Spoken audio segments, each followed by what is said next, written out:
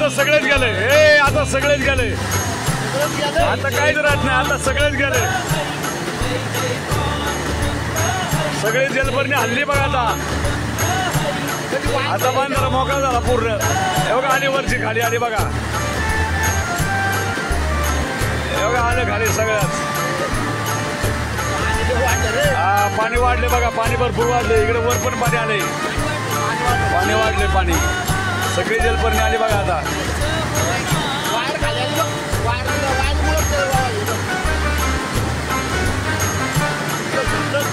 सुटली बघा सगळी जलपर्णी सुटली